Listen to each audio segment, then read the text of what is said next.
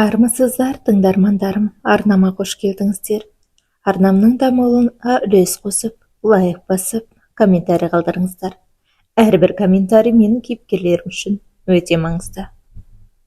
Екі бай құда болса, арасында жорға жүреді.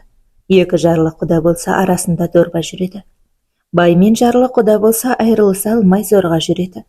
Бұрынғылардан қалған әрбір сөзде терең мағына бар екенін тағы бір дәлелі осы әңгіме болса керек. Әсем жолдасынан ерте айырылып, екі қызын жалғыз өзі бағып қақты. Сұмажол жандосы бұл өмірден ерте алып кетті.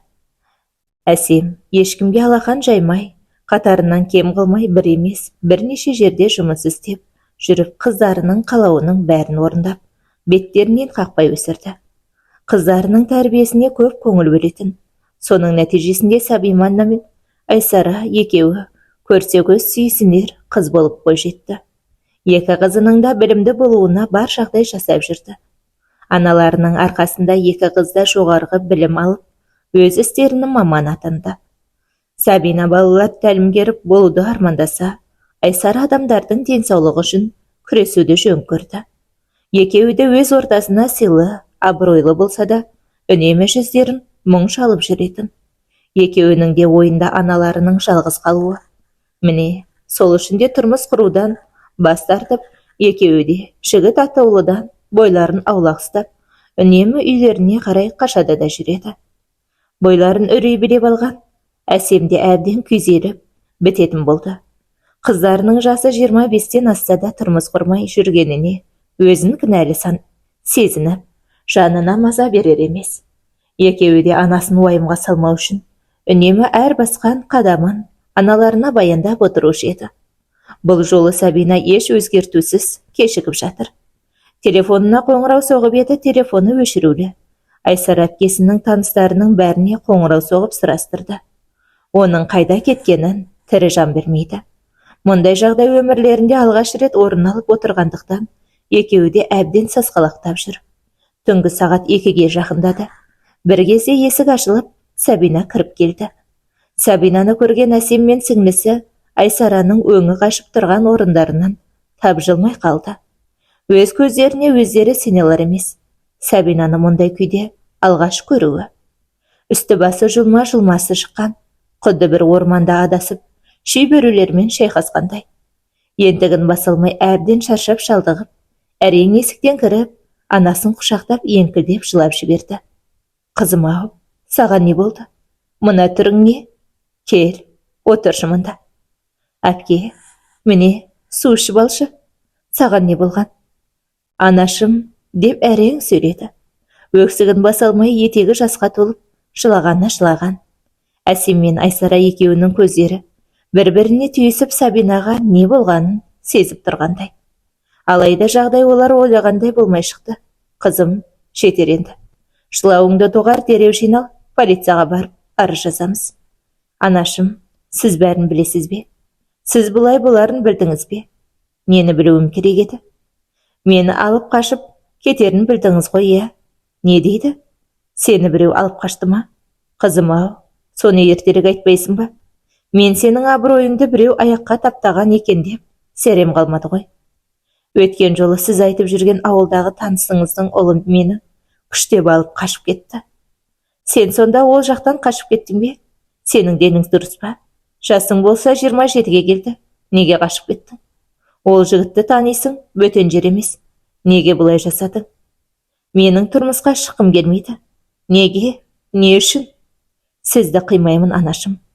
Біз кетсең, сіздің күніңізге не болмақ? Өмір бақи жападан жалғыз не істейсіз? Өмір бақи деген сөзіңе келіспеймін. Сөз бар ғой, жарлы деп айтпа, пайғамбарға сөз тиеді. Жалғыз деп айтпа, Құдайға тіл тиеді. Деген жалғыздық Құдайға ғана жарасқан. Мен жалғыз емеспін. Жанымда бауырларым, әкеңнің туыстары бар. 2 балам көбейіп, 4 болады емес пе? Біз сізге қарыздармыз. Осы күнге дейін біз үшін өмір сүріп келдіңіз. Ендігі кезек біздікі. Сендер тұрмысқа шығуларың үшін мен өлуім керек пе? Мүмкін сонда екеуіңді тұрмысқа шығарсыңдар. Анашым, олай демеңізші. Мен сізді жанымнан артық жақсы көремін.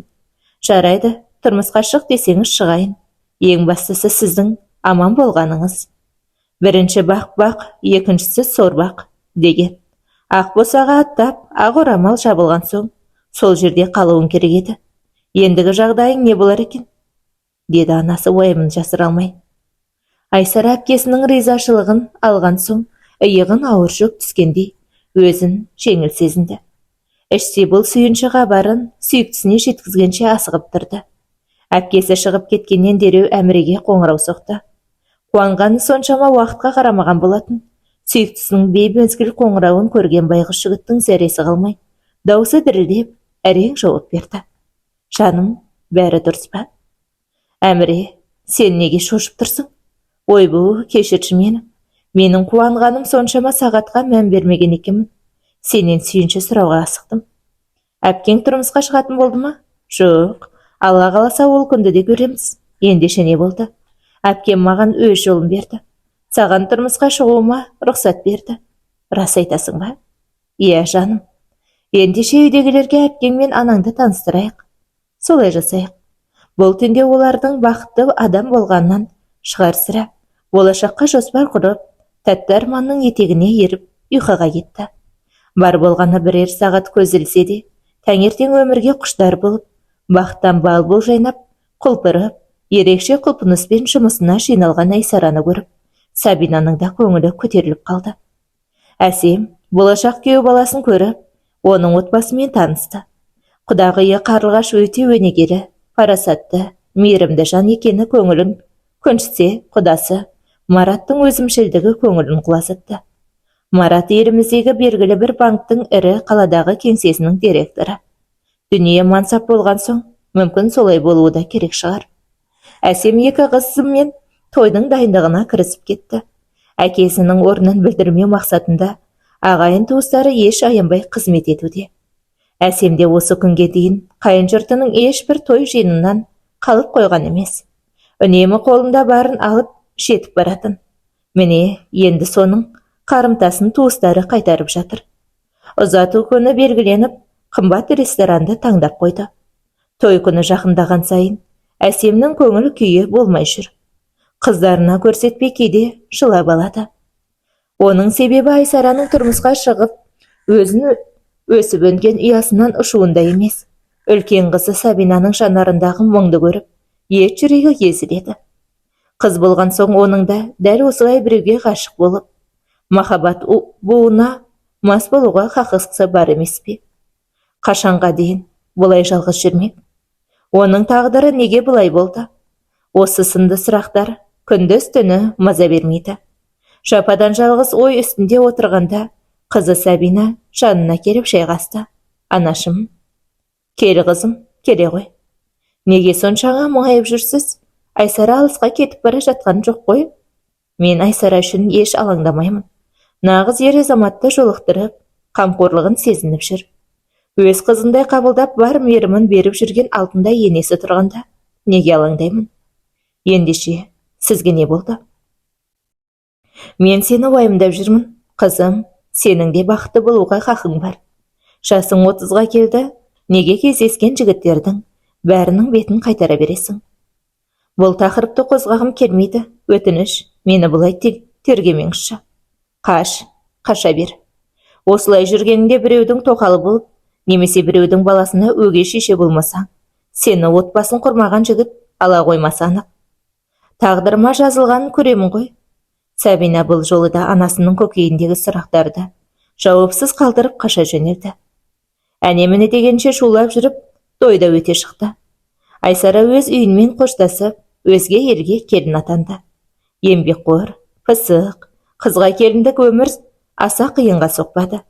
Дереу ақ үй шаруасын дөңгелетіп алып кетті. Екі жақта салт дәстүрге сай жөн жорағылығының бәрін жасады. Айсара өте бақытты еді. Көп уақыт өтпей құрсақ көтеріп, өмірге деген құштарлығы одан сайын арта түсті. Үнемі жүзі жайнап жүреді. Ата енесінің ризашылығымен ақ батасын алып жүрген үлгілі келін атанды. Жұрт қызыға әрі қызғанада қараушы еді. Жүкті болғанына қарамай бар шаруаны өзі тындырушы еді. Бір емхананың бас дәрігері атанып, балалардың денсаулығы үшін күндіз түні ізденісте жүретін. жауапкершілігі мықты дәрігер атанды. Ай күніне аман есін жетіп, шекесі торсықтай ұлды дүниеге алып келді. Енесі үнемі немересі үшін барын салатын. Күндіз-түні жанынан шықпай, келіні мен немересіне күтім жасап жүрді. Қарлығаш пен Айсара екеуі бір-біріне өте бауырмал болды. Әсем мейрамханада аспазшы болып жұмыс істейтін. Таңнан кешке тік жүретін болған соң, соңғы кезде балтыры сыздап, жүргенін жиі айтып жүр. Сабина қаншама рет үйде отыруын сұраса да, жұмысынан бас тартпай қырсығып жүр. Айсараның ұлы енді ғана 2 айлық болғанда, Қарлығаш отырған жерінде қисайып, ұйықтаған күйі қайта оянбады. Тосыннан келген ажал бұл отбасын әбден есеңгіретіп тастады. Оның өлімі шешімі жоқ жұмбақ секілді.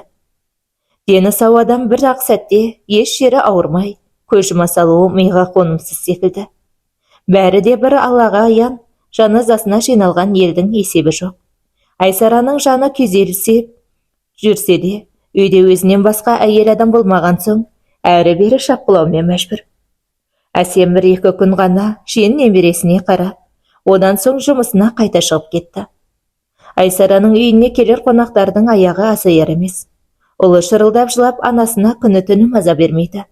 Таңнан кешке дейін көңіл айтып келген адамдарға шай ұсынып, шыр жүгіріп жүріп, әбден шаршап шалдықты. Күйеуінен рұқсат сұрап анасын көмекке шақырды. Анашым, марқұм енемнің 40 күндік асы өткенге дейін біздің үйде тұра тұрсаңыз деп едім. Немереңізге қарамасаңыз болмайды. Қызым, менің жұмысым бар ғой. Сол ақшаны мен ақ сізге төлейін. Не азап сізге, аяғыңыз ауырып әрең жүргенде. Келіңізші өтінем. Әсем, қызының даусынан әбден шаршағанын сезіп, жоқ деуге дәті жетпеді. Өзімен өзі емін еркін жүріп тұратын адамға бөтен үйде қону біраз қиынға соғар анық. Амал нешік, ана болған соң қызы үшін келісімін берді. Әсем күндіз-түні немересін бір жылатпай күтім жасап, жанын бір елі шашырамады. Әр бейсенбі сайын ағайын туыс жиналып, ас берілді. Әсем негізі өзіне күтім жасап жүретін, өз жасынан әлде қайда жас көрінетін, фигурасы да 18 жастағы қыздыкіндей әдемі келіншек. Танымайтын адамдар кейде Айсараға әпкең бе деп сұрақ қойып жатады. Немересіне бауыр басып, бұл үймен үйдің адамдарына үйренісе бастады. Әйтсе де өз үйіне қайтуға асығып, күн санап жүр. Өз шаңырағына оралуға аз ғана күн қалғанына қуанып мәз болып жүрді. Мінекей, көзді ашып жұмғанша 1 айға жуық уақыт сулап өте шықты. Айсара енесінің 40 күндік асына дайындалып жүр. Күн сайын базар аралап үйіне кеш түскенде келеді. Үйінің перделерін жаңартпақ болып тігіншіге пердеге тапсырыс берді. Кешкі астан соң жолдасы екеуі перделерді алып, келуге қаланың шет жағындағы ауылға кетті. Немересі түні бойы ұйқы бермейтін болған соң, ол ұйықтағанда Әсемде шаршап ұйықтап қалады. Шырт ұйқыда жатқан кенет құлағының түбінде біреудің ыстық демін байқап шошып оянды. Өз көзіне өзі сене алар емес, жақында құдасы Марат тұрды. Сіз не істеп тұрсыз? Деніңіз дұрыс па? Әлде әйеліңіздің қазасы жаныңызды жеп, есіңізден адастырды ма? Өлгеннің артынан өлмек жоқ, тірі адам тіршілігін жасау керек емес пе?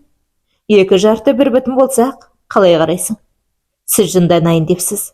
Кетіңіз және, кәне бұл жерден. Сен мені өз үйімнен қуып тұрсың ба? Қыпша белін қылпыңдап, өзің менің нәпсімді қоздырдың. Есіңде болсын, тана көзін сүзбесе бұқа жібін үзбейді деген сөз бар. Осыдан қазір күйеу бала келсе, бұл ісіңіз үшін сізді аямайтын болармын. Сірә. Аяғың ауырып, әрең жүр деп естідім. Кәне, құшағыма келші. Мен саған өмір бойына жететін ақша берейін. Қайтесің, өзіңді қинап жұмыс істеп. Сенің харам ақшаңның маған қажеті жоқ. Марат сол кезде адам кейпіндегі хайуан секілді еді. Немересінің шырылдап жылағанына қарамай, өз арам ойын жүзеге асырды. Құдағиын зорлап, төсектес болуға мәжбүрледі. Әсемнің күресуге шамасы жетпеді. Осылай жесір құдағи өз құдағысынан қорлық көрді. Еңкілдеп жылап, өзін тоқтата алар емес. Қызы келсе болды, оны дереу күйеуінен ажыратып бүкіл дүниесімен қосып, мына үйден алып кетпек болды. Осыдан қазір қызым келсін, Бұл үйде оны бір секундқа қалдырмаймын. Ұятсыз, алжыған шал. Мейлі алып кете бер, одан менің ештеңем кетпейді. Менің неше күндік өмірім қалды дейсің. Бір күнде өлемін де қаламын. Балама басқа қатын табылар, ал сенің қызыңа не болады? Болашақта дәл сен секілді қорғансыз болып, біреуден жәбір көрмесіне кім кепіл? Мен келінге ризамын, оған еш зиян келтірмеймін, уайымдама. Бұл жөнінде біреуге жақ ашсаң, қиналатын тек қызың ғана. Ең алдымен сүйіктісімен ажырасуына мәжбүр болады. Тым құрыса мына баланы айсаңшы құдағи. Әкесі бола тұра, тірі жетім болып жүреді ме? Алла жазаңды берсін, сенің. Неменеге сонша долданасың? Кеуге өтпей қалатындай жас қыз емессің ғой. Аузыңды жап, әйтпесе сені бауыздап тастаймын. Қарғыз атсын сені. Әсем немересін бауырына басып, етегі жасқа толып жылады. Қартайғанда мұндай қорлық көремін деп ойламаған еді. Марқұм жолдасының алдында өзін айыпты сезініп, жаны әбден азапталды. Құдасының сөзінің жаны бар, екеуінің де бір аяғы төрде болса, бір аяғы көрде.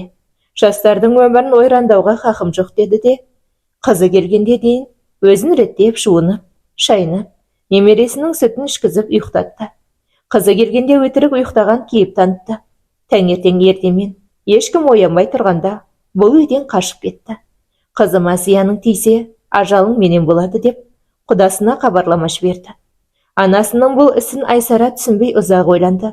Анасы ауырып тұрмын, қатты шаршадым десе де сеналар емес. Әр сөйлескенде қайнатаң жақсы ма деп сұрағанда қызы тоқтамай мақтай жөнеледі. Сол түннен кейін әсем ол үйге қайта қадам баспады.